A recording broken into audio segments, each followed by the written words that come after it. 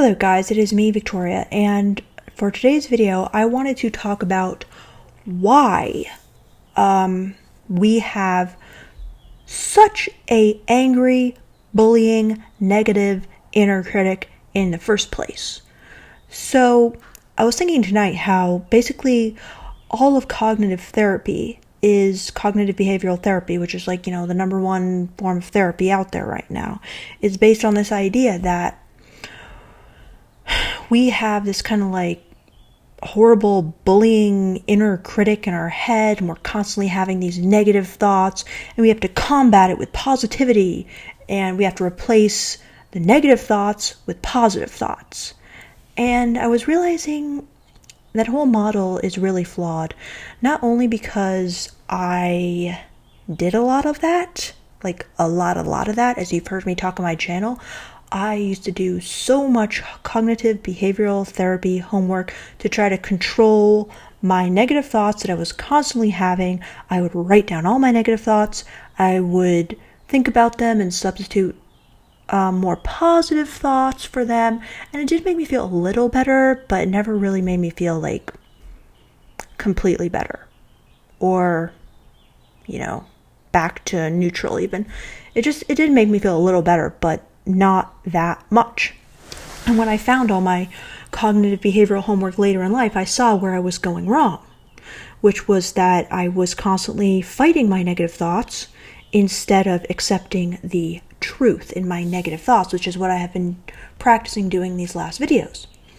But what I realized is that the reason that we have this like inner bully is because let me explain it this way. You're in a fight with someone. You're not listening to them. The other person gets angrier and angrier and keeps saying, "You're not listening to me." And then they start get really mad. And they're just like, "You know what? Fuck it. Fine. I'm out of here." And they just like rage out. And maybe they spew some horrible insults at you on their way out. And the fact is, they felt like you weren't listening to them and you weren't really listening to them. So they got angry and they had to stand up for themselves. And the only way they felt they could do that was by, taking a harsh and angry stand.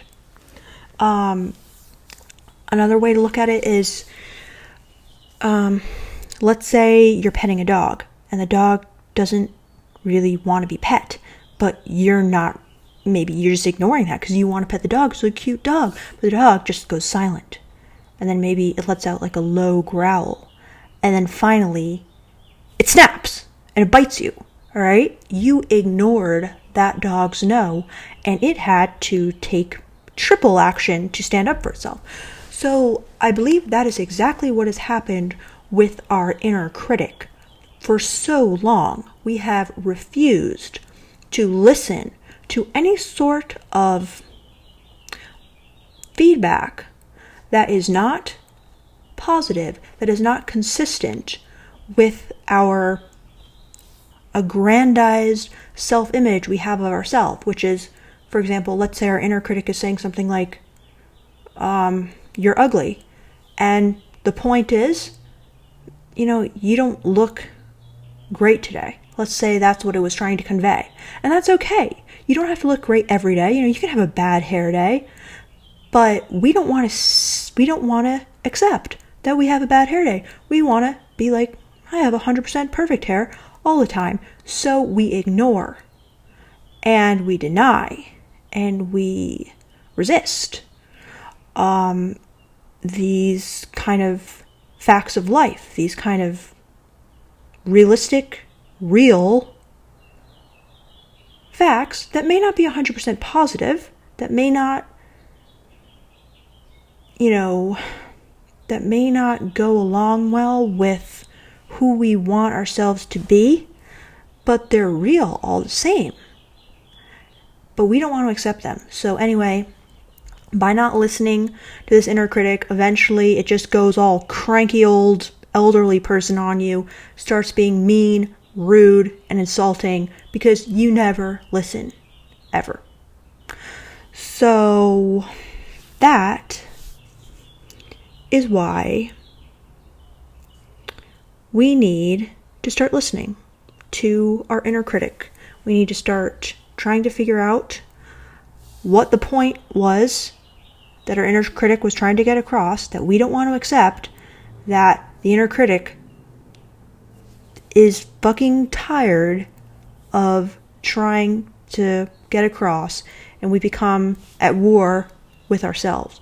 But by, just like in an argument, when you humbly decide to lay down your sword and listen to the other person's point of view, you say, you know what, I don't think I was listening to you. Explain it to me again. I'm going to try to see it your way. And then the other person softens instantly. That's what will happen to our inner critic. And suddenly our relationship with our inner critic will not be a hostile one. It's only hostile because we've been refusing to hear the very simple and very obvious and very real points that our inner critic had to make. But no, we have to be, this kind of golden person in our head, which isn't true. And the moment we acknowledge the points that our angry inner critic has been trying to make all along, we can just relax and gain a lot of insight from the realistic facts that this inner critic was trying to tell us all along. So I just thought that was interesting. I'm like, yes, that's why we have this negativity in our life. That's why we have this angry bully making our lives miserable. It's because this voice is so fucking angry from being ignored for so many years, and for the fact that we cannot accept simple negative truths about ourselves. So anyway, guys, hope you enjoyed. Let me know if this was interesting at all or not. And goodbye.